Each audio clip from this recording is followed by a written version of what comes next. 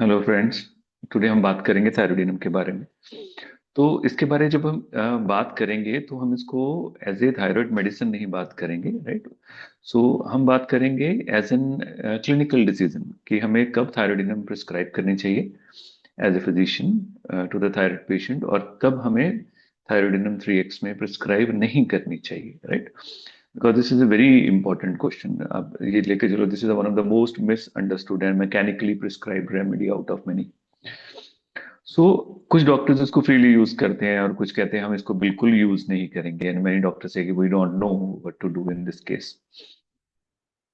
तो ये जो जो video, it is not basically about the promotion, it's about the clarity, it's about the responsibility and the safety of the patient.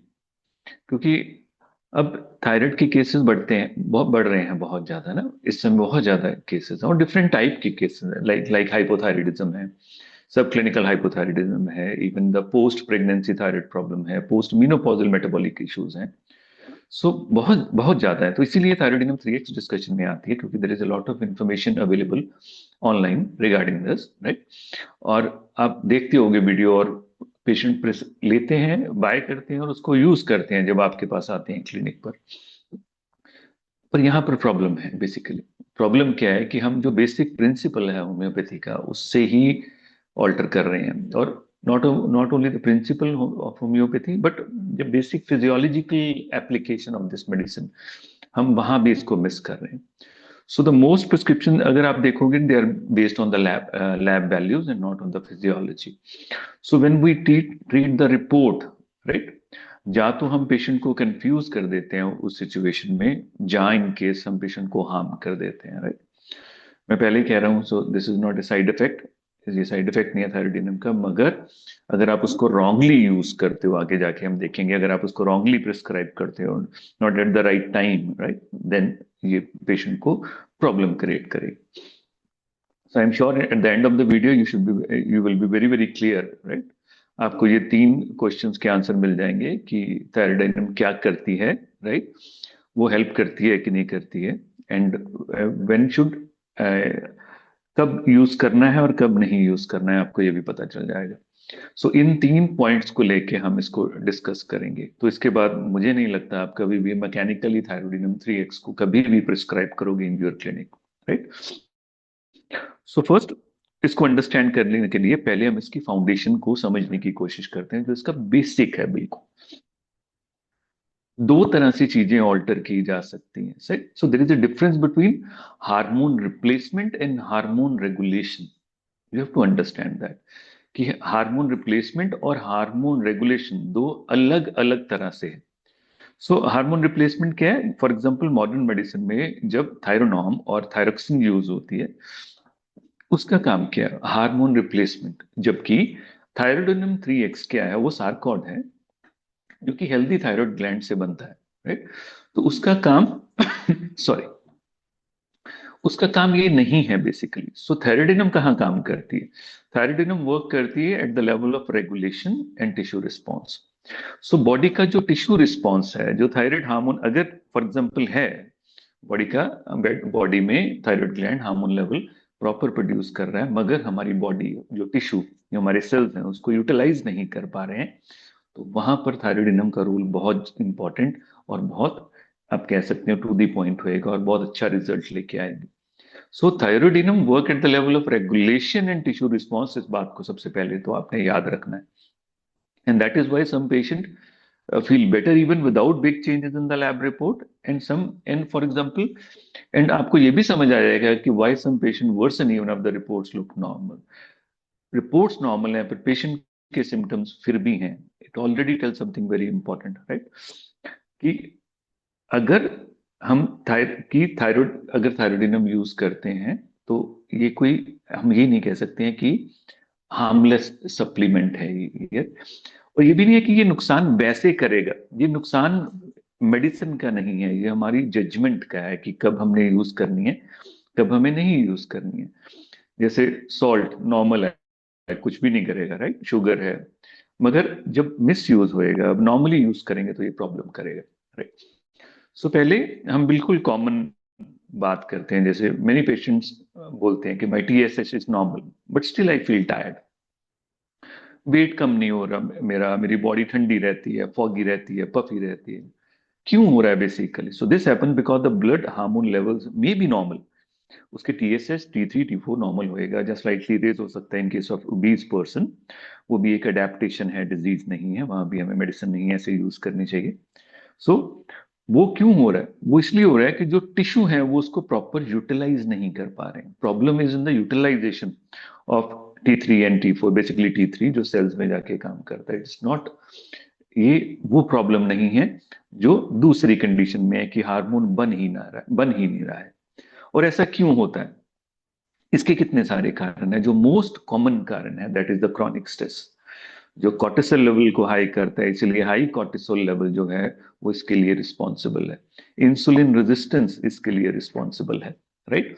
Even हम जो बहुत ज्यादा इसको मिस करते हैं that is reverse T3 dominance, right, and mitochondrial slow down, ये इसके लिए रिस्पॉन्सिबल है। सो इन दीज केसेस, जो इस जगह पर जो जो केसेस हैं यहाँ पर थायरोइडिनम काम कर सकती है, बट ओनली अगर हम उसको वाइजली चूज करें, right. So now let us discuss about the when the thyroidinum 3x prescription make sense and when हमें लगेगा कि हम इसको नहीं देनी चाहिए। सो इसको ऐसे समझो कि it is very useful when the hormone is present but function is inefficient. मैं इसको दोबारा से बोलता हूँ, इसको तभी यूज करना चाहिए जब हार्मोन तो है बॉडी में, the hormone is present, but जो उसका फंक्शन है वो इनएफिशिएंट है, राइट। तो उस कंडीशन में हम इसको यूज कर सकते हैं। So when the patient is इसको ऐसे लेके चलो, जो उसको थायराइड है वो रेगुलेटरी इशू है, उसका इन्फ्लेमेटरी नहीं है, राइट। थायरोइडाइटिस नहीं है उसको, ऑटोइम्यून डिजीज नहीं है उसको, और फॉर एग्जाम्पल उसका ग्लैंड एक्सेसिवली इनलार्ज नहीं है उस कंडीशन में। तो उस कंडीशन में जब रेगुलेटरी इशू है तो आप उसको यूज कर सकते हो। और कितनी बार हमने देखा है कि फॉर एग्जांपल जैसे हाइपोथायराइड पेशेंट है, जो थायरॉक्सिन पर होते हैं, उनको फिर भी सिम्टम्स आ रहे होते हैं, जस्ट सब क्लिनिकल हाइपोथायराइडिज्म है विद क्लियर क्लिनिकल कंप्लेंट्स, या पोस्ट प्रेगनेंसी थायराइड माल एडजस्टमेंट्स हैं, प्रेगनेंसी उसके बाद थायराइड के लेवल अप डाउन होने शुरू हो गए हैं, right. Post menopause metabolic slow हो गई हैं, thyroid for example developmental thyroid issue है विद लो वाइटलिटी, उन सभी जगह पर आप इसको यूज कर सकते हो। और हम अपनी जो रेमेडीज प्रिस्क्राइब करते हैं उसको फॉलो अप में भी दे सकते हैं। सो इन सब